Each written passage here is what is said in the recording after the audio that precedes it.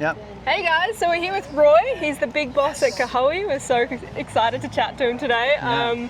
We've just seen Kaohi everywhere. It's been awesome. So we really want to talk to you about your Parawing leashes. I've seen a few on the water. They're looking pretty good. Can you tell us about them?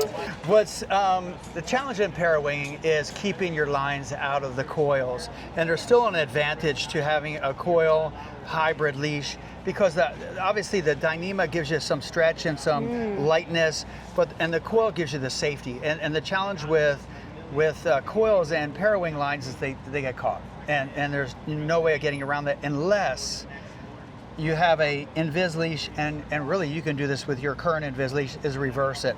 And what we've been doing is reversing the Invis leash, so now the coil is on top of your board, and if you're riding, there's I would say virtually no chance of it linking up to your lines.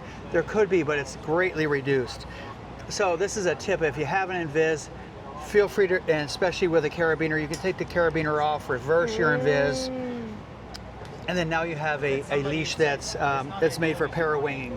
We will be marketing these and selling these as a parawing leash, but they're already prepackaged that way.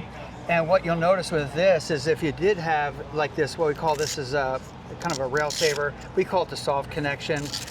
Or sometimes there would be a carabiner here as well. Take that carabiner off, run this through your leash plug rope, close it up, and this will be your leash plug rope in your board. Obviously make it tight. And then now this will actually lay on your board and be almost imperceptible. So you're riding along, this is here, chances of it hitting your parawing lines are greatly reduced. So that's what we've been doing. So massive problem is when you're packing it down and your leash is kind of here and you've got it in your hand and everything's like, as you're pumping along, it's all getting tangled, and then you go to read and it's just like a mess. But that way, yeah. Absolutely. We actually have this happens to be an ozone pouch.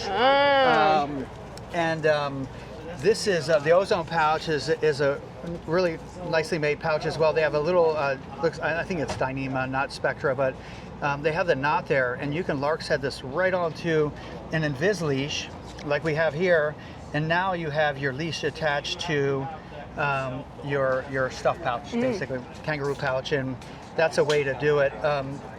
You can take that carabiner that you took off of this side, if you had one of our Invises with carabiner, and hook it to here and hook it to the pouch if you wanted to, or a pouch that you have. The challenge is sometimes that carabiner will be a point of connection with the line as well. So this is just really, you can see this is just basically there's nothing to catch down onto it, and makes it really easy to attach the board leash. So what we do have now with Invis too that makes this could work even better is we have the new 45-inch length Dyneema. And you might have like a 9-foot length or downwind board that you're parawinging with, and or 8'6", or maybe taller. And this just gives you a little more length. So if you're a little further away from your leash plug, it just gives you a lot more length. And there's also some riders that prefer a longer leash. Yeah. Right. It's all about safety out there. Yep. This will give you more space between your boards should you have a situation where you'll fall and stuff like that. So it's all about safety. Choose something that's best for your ability and best for your comfort. And so when you have your ozone stash belt or another brand out there that's really good, you can connect our Invis leashes directly to it. And there's a solution already out there if you have an Invis. But I think the thing I love about your leashes the most, and now even more with the parawing, is they're kind of customizable. Like with your carabiners, everything, you choose exactly what you want. And everyone's so different, and everyone has their own opinion, and they can do that now. So that's it's definitely by intention, as we want you to be able to take a leash that you might have.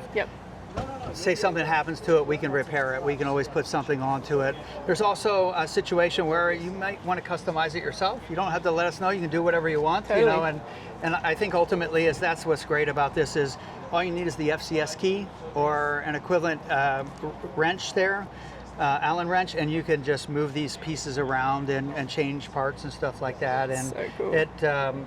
We've had many sessions out there with this version of the Invis, the reverse Invis for parawinging, and pretty much everyone has said it's great. I can't feel it. So then the next choice is really the length. What's best for you? You got 45, or you got 30.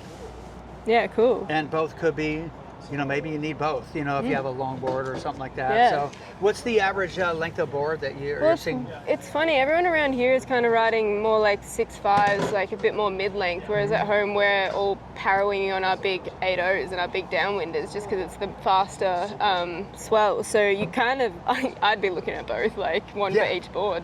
Yeah, it's definitely, there may not be one solution or maybe two solutions right for it. And I think this is a great, check out the Invis again. Poseidon has these in stock, and you can combine this.